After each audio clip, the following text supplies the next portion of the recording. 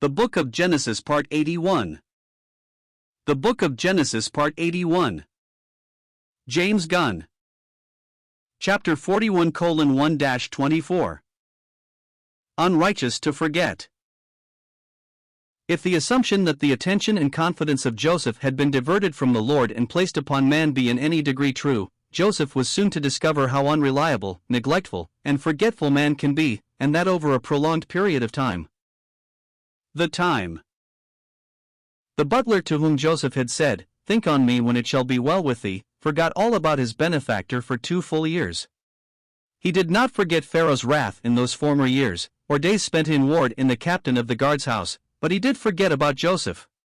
Not until he was prompted by circumstances did he recall the man of godly wisdom and deep understanding. Thus does man reward the wisdom that solves his problems, the kindness that enables him joyously to anticipate his freedom, and the prediction that assures him of restoration.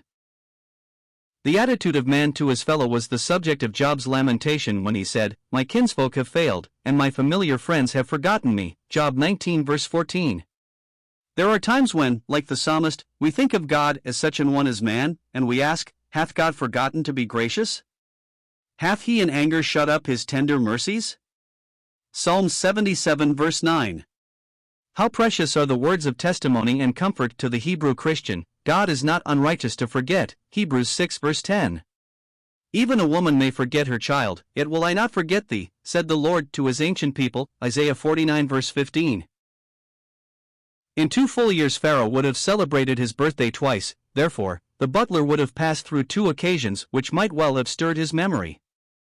It was no pleasant celebration that caused him to remember, but, rather, a gravely deep experience for the entire court of his monarch. The circumstance. These dreams of Pharaoh actually are manifestations of divine grace to one given over to idolatry. In his dream he stood by the river Nile, considered by the ancient Egyptians as a deity, one of their several objects of veneration. Centuries later, when God executed judgment against all the gods of Egypt, Exodus 12 verse 12, the river, as well as the other objects of worship, became a plague. The water was turned to blood, Exodus 7 verses 14-25. Without doubt, in his dream Pharaoh imagined himself engaged in some religious ritual at the river, and there he saw the first parabolic vision. The 2 dreams visualized a strange circumstance that devoured the choicest vegetable and animal foods intended for man. The foods were consumed, the amount depleted, the supply exhausted, and yet the need constantly increased. This divine communication was not understood by the monarch, therefore, we are not surprised that he sent for his diviners, the magicians and the wise men of Egypt. As we consider the learning and prestige of these men and their apparent inability in this matter, we might well ask with Paul, where is the wise? Where is the scribe? Where is the disputer of this world? Hath not God made foolish the wisdom of this world? The world by wisdom knew not God. 1 Corinthians 1 verses 20-21. The recollection. Memory possesses the faculty of storing incidents, events, and circumstances and filing them in minute detail. At times the individual may be quite unconscious of the depth of the impressions recorded, nevertheless, these are all ready for some future occasion. One of the means used to stimulate recollection is the association of ideas, both comparative and contrastive.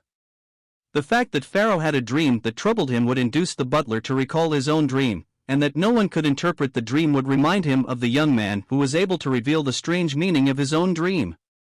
Once he had remembered his experience in the prison, he did not hesitate to relate the whole matter to Pharaoh. He told of the young Hebrew prisoner who with remarkable accuracy had foretold by the butler's own dream events then future. The presentation. There were few preliminaries in the presentation of Joseph to the court. He was suitably groomed and dressed, all being accomplished in haste. No one on seeing him would have suspected that he had been released from prison. This complete change would have a definite psychological effect upon Joseph and those who knew his circumstance, but it did not produce pride and self-sufficiency in his heart.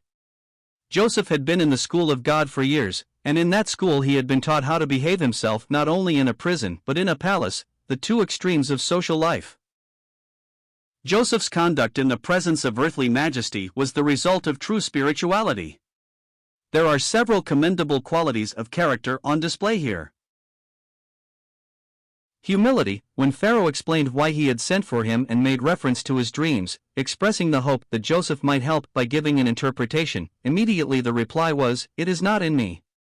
No claim to superior knowledge or wisdom was made. This statement, had it been made alone, would have troubled an already disturbed mind, for it was quite contrary to the commendation of the butler, who had said, "An Hebrew servant, he interpreted to us our dreams." Confidence. Dr. Moll, in one of his expositions of Philippians 3 verse 3, affirms that this verse contains 4 positive statements, not 3 positives and 1 negative. He suggests this reading: "We are the circumcision, which worship God in the Spirit, and rejoice in Christ Jesus, and have confidence, but not in the flesh." How true this final statement was of Joseph. He said to Pharaoh, "It is not in me, God shall give Pharaoh an answer of peace." He not only confided in the Lord himself, but he directed Pharaoh to God as the all-wise who could give the interpretation of the dreams and peace to the distressed mind. The demeanor of the erstwhile prisoner so inspired the faith of Egypt's monarch that he not only related his dreams, but told them with the definite expectancy of a genuine answer.